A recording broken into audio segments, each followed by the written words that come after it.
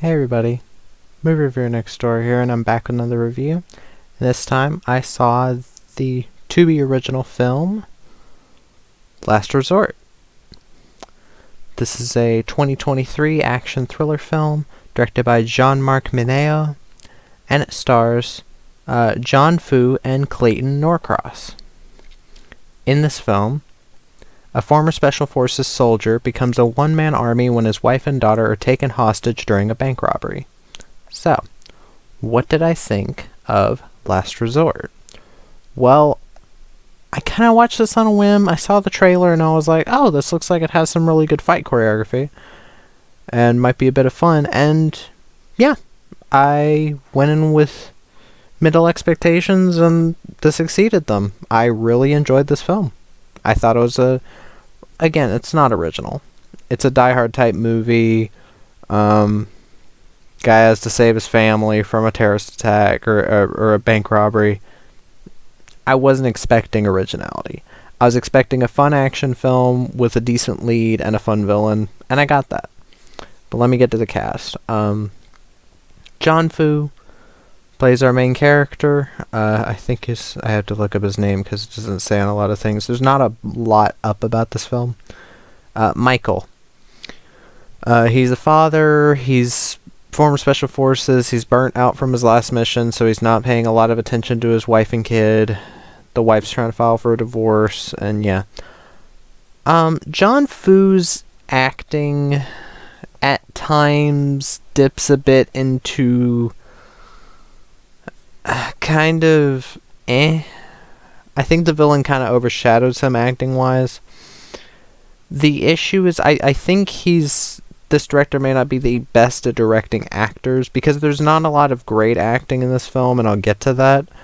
But John Fu in particular, I do wish he was giving a bit more energy to his performance because he does feel a bit tired in certain scenes.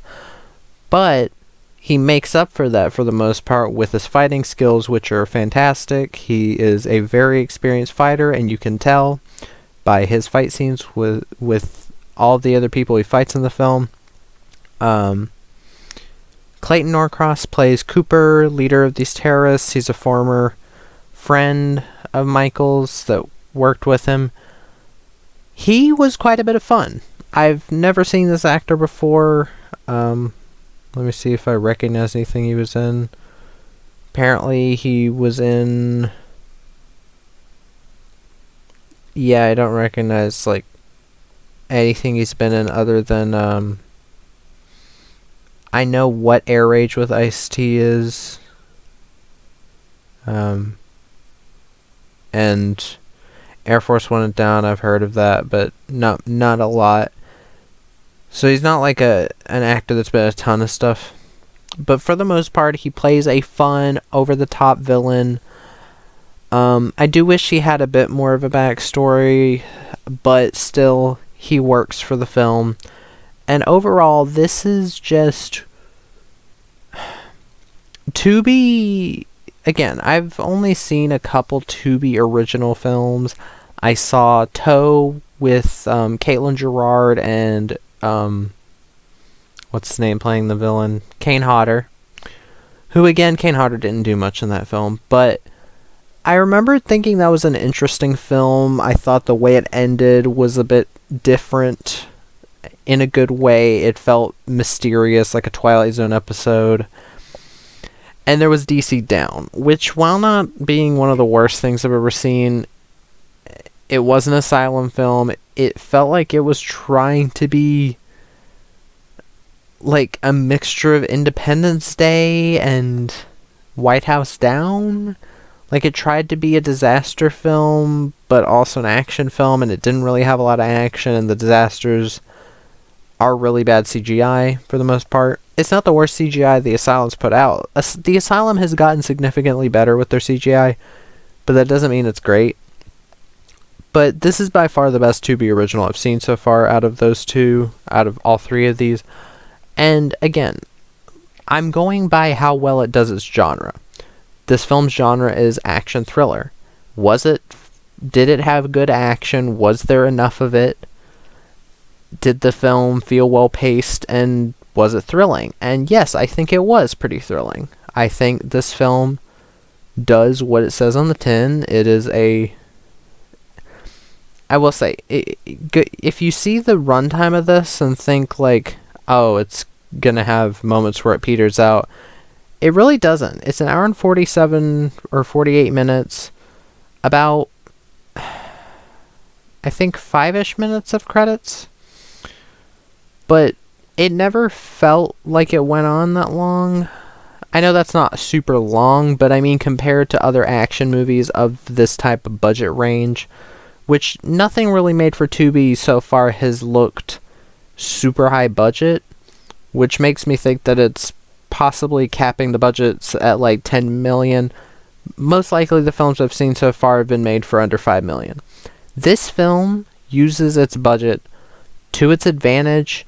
They have a really nice set where he's going up down all of these flights, or these bits that are undeveloped on this bank. And yes, you don't need an extravagant set for a film like this. You can do exactly what this film is doing. Shoot at a location where, quite honestly, the permits were probably super cheap.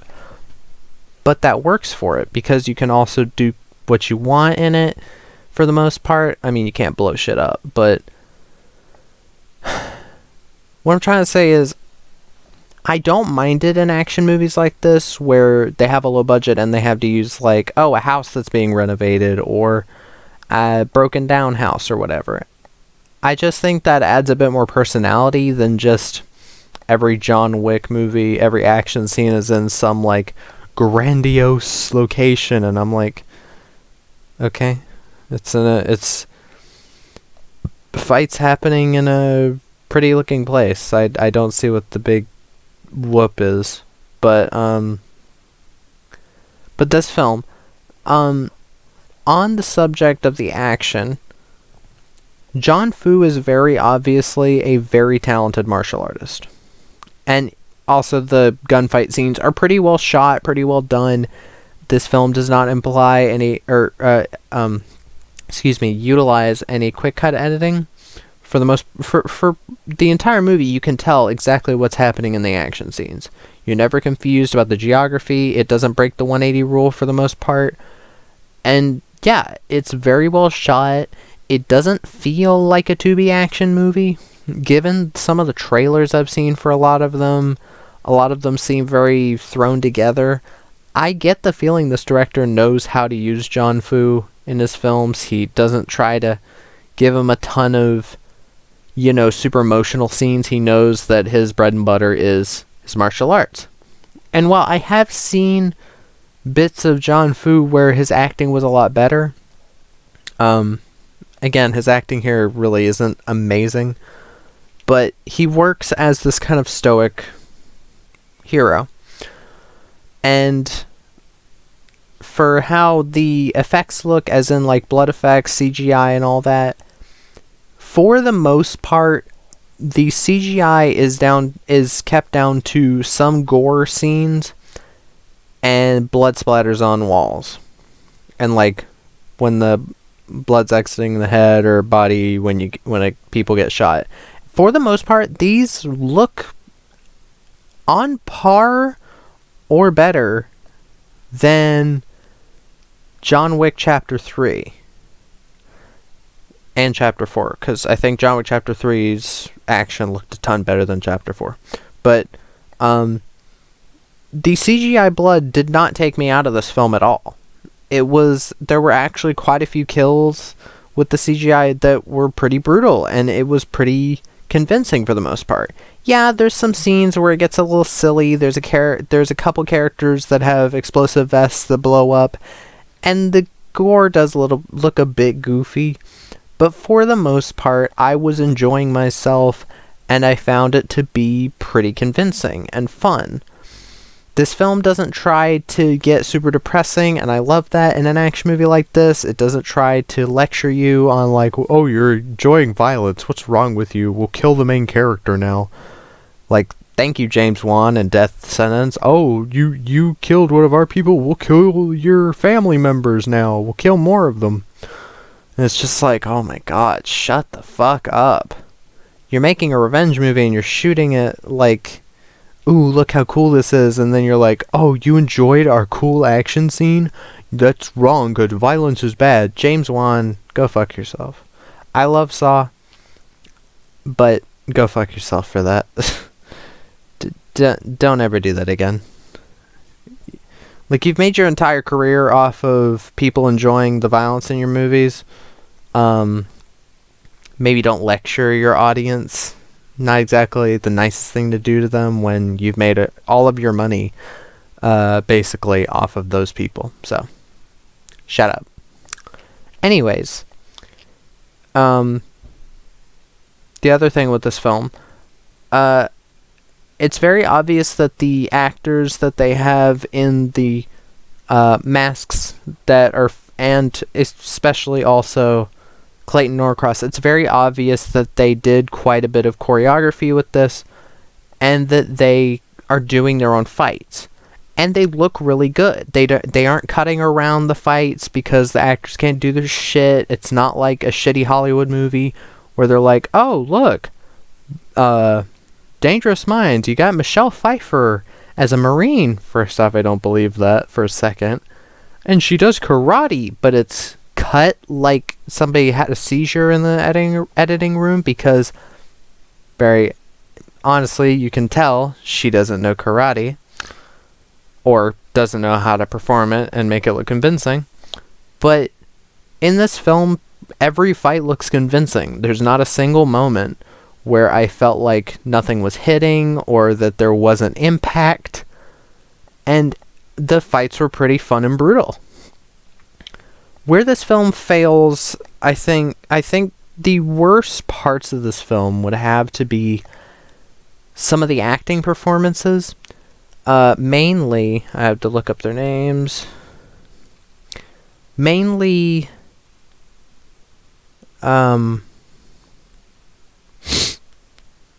just a sec.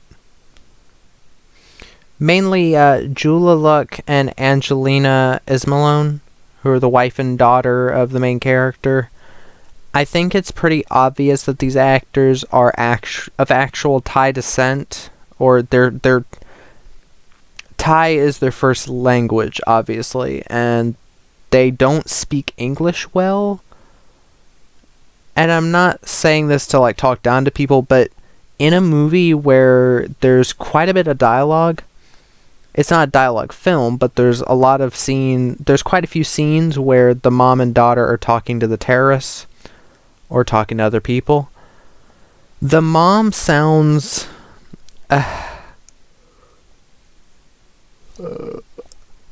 excuse me. The wife seems to be reading her lines phonetically. The way that she inflects on the wrong syllables, or she doesn't put the right emphasis on certain words, and it's very obvious that she's either reading her lines phonetically or she doesn't know English that well. I did have to watch this with subtitles. I watch everything with subtitles if I have them, but especially with this film, I had to watch it with subtitles because I couldn't understand a lot of the Thai actors. I'm assuming they're Thai because I don't know, because they're not listed on IMDb or anything.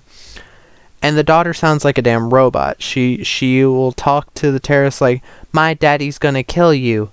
He's gonna kill every single one of you. He's gonna come and rescue us.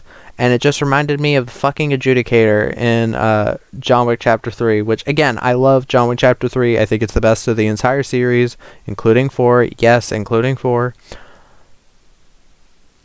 But she was the worst part.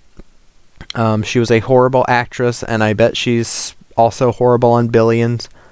And here, this girl is reminding me of her because of the roboticness. It's a good thing that they aren't huge parts of the story. She doesn't have a ton of lines, but whenever she does, it is brutally obvious that both her and the mother's actors are probably in the film because they're friends of a director, or friends of the director, or friends of somebody else involved in the crew.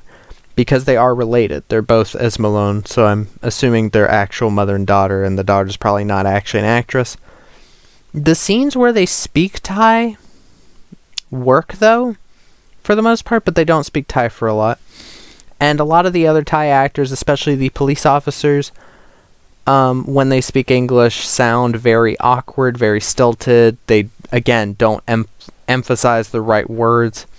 And I kind of just wish they'd stuck with full Thai dialogue for those characters, which they do have Thai dialogue, and it does come off a lot more natural. But I wish they had done that for all of it, and had John Fu know at least a little bit of Thai to be able to speak to them in Thai. I think that would have made it a bit better acting wise. Other than that,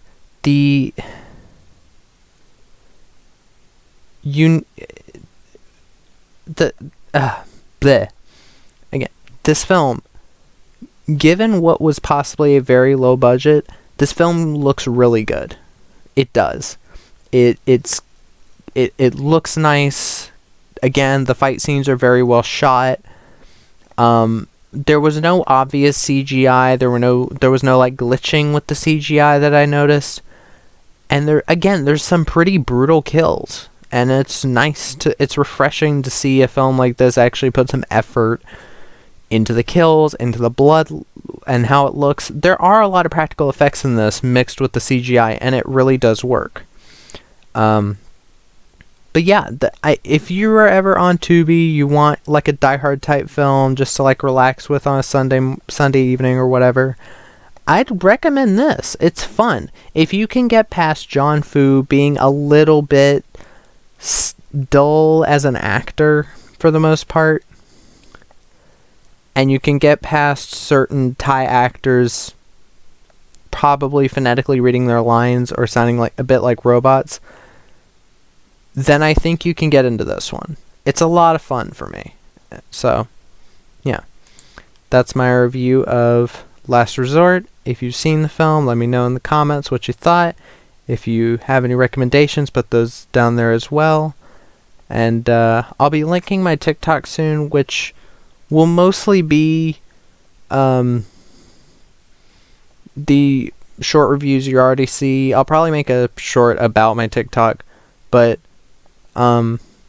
most of it is the short reviews you already see, but sometimes I'll try to do some more fun stuff, just me going out somewhere, or I don't know, maybe funny stuff, I don't know. But I'll try to do a short about that later, and Movie Reviewer Next Door, out.